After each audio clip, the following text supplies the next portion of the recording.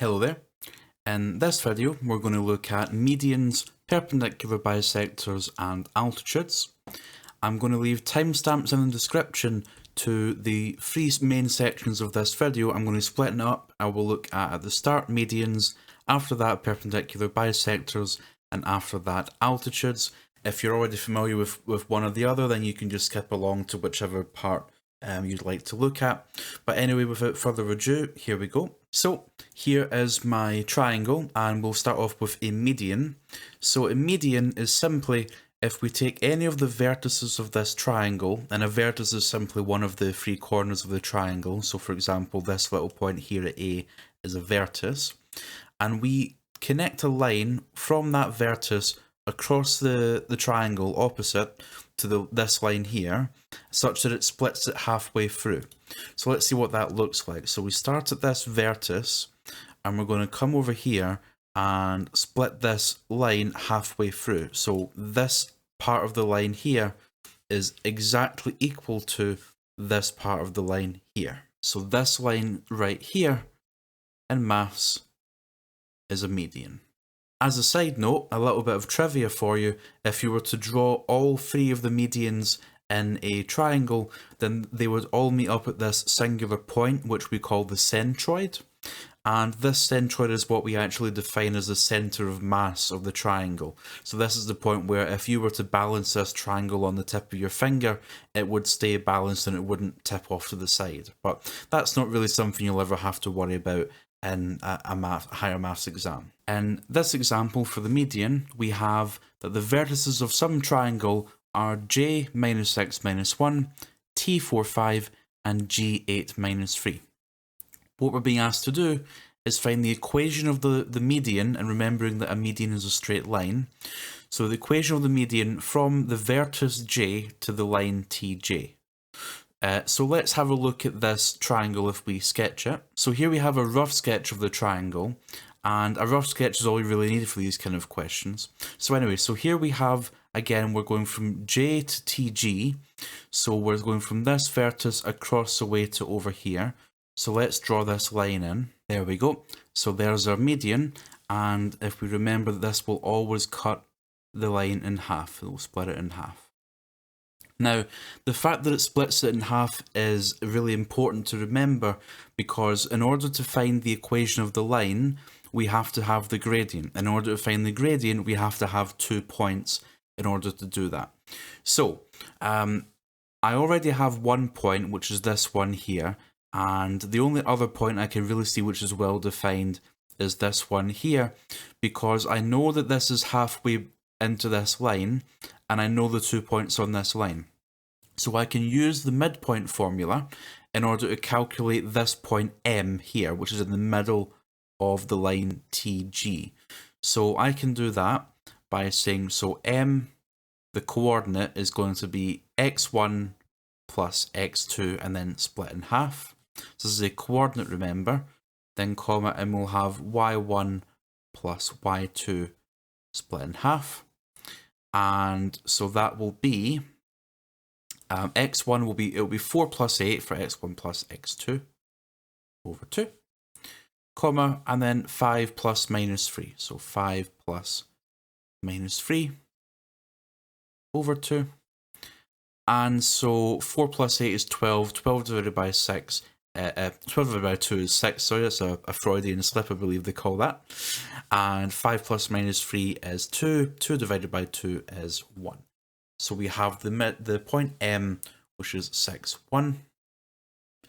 And now that I have J and M, I can then calculate the gradient by doing the standard y2 minus y1. So we'll have 1 minus minus 1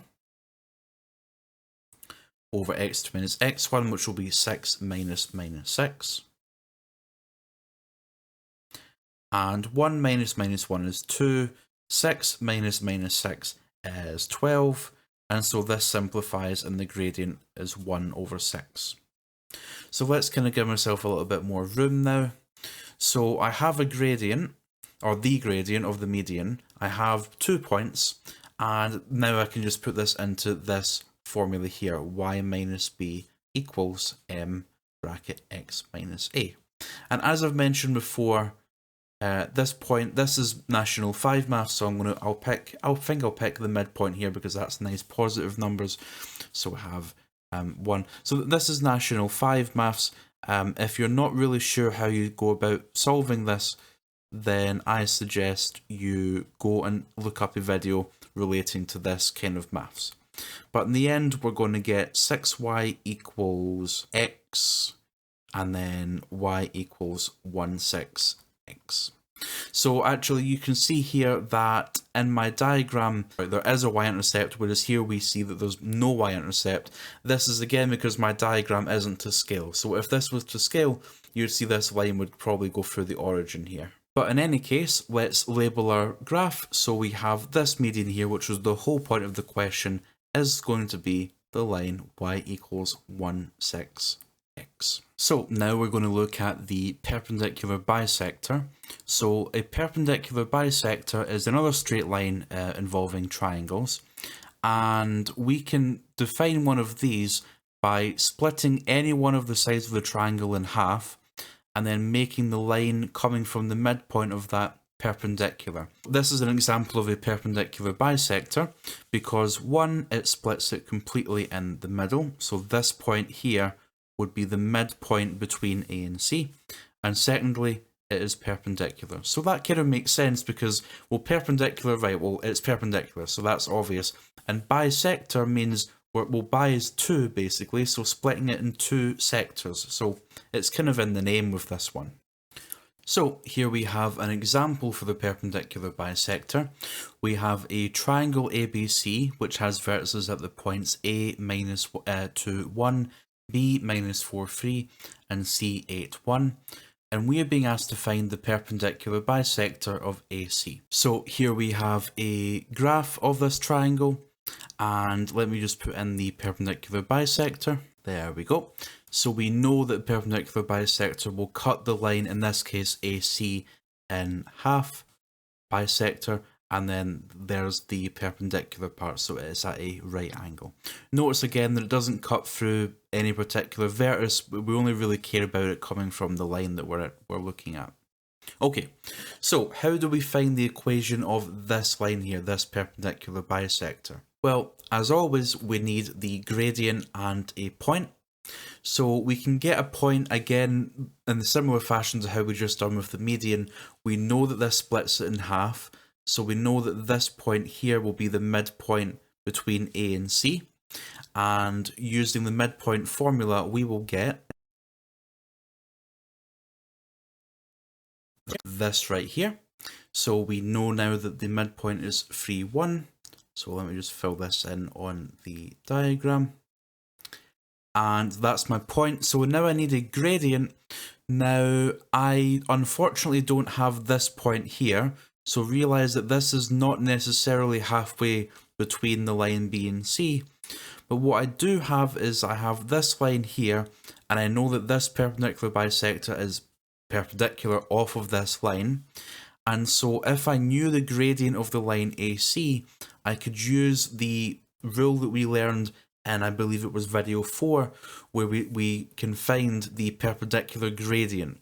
Alright, so let's find the gradient of the line AC. So we'll have that as 1 minus 1 over 8 minus 2.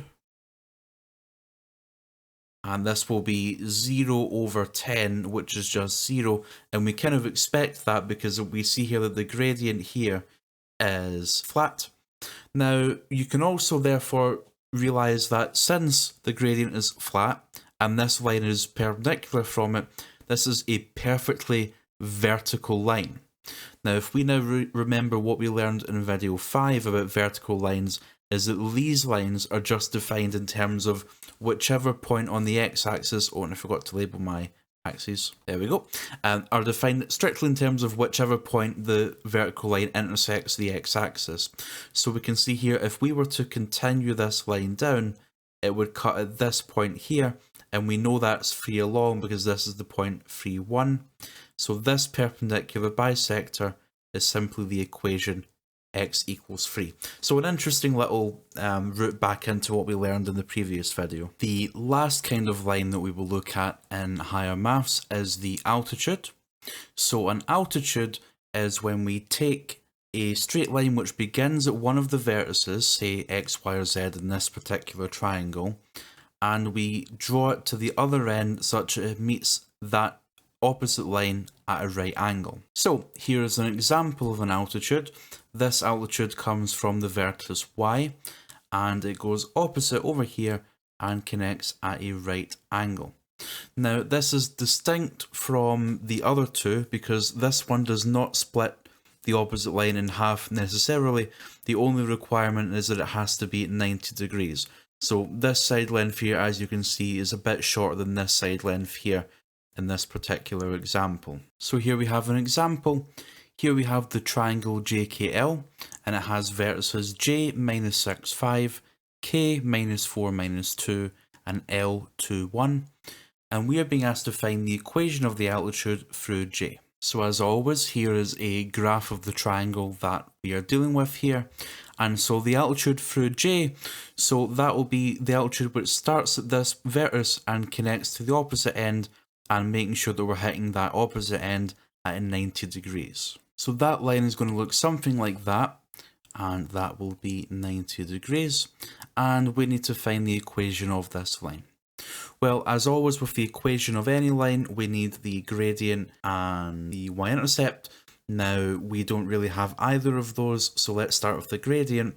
I can't use the y2 minus y1 formula on the altitude itself, because although I have this point, I don't know what this point is. But again, you may remember from the last example with perpendicular bisector, if we have a line which is perpendicular off another line, then we can use the information that we learned in video 4 to work out the perpendicular gradient. So here we'll have the gradient of KL, which will equal 1 minus minus 2 over 2 minus minus 4. So we're working out this gradient here, so we can then use the perpendicular gradient rule to have the gradient of this altitude. So 1 minus minus 2 is 3, 2 minus minus 4 is 6, and so the gradient of KL is 1/2.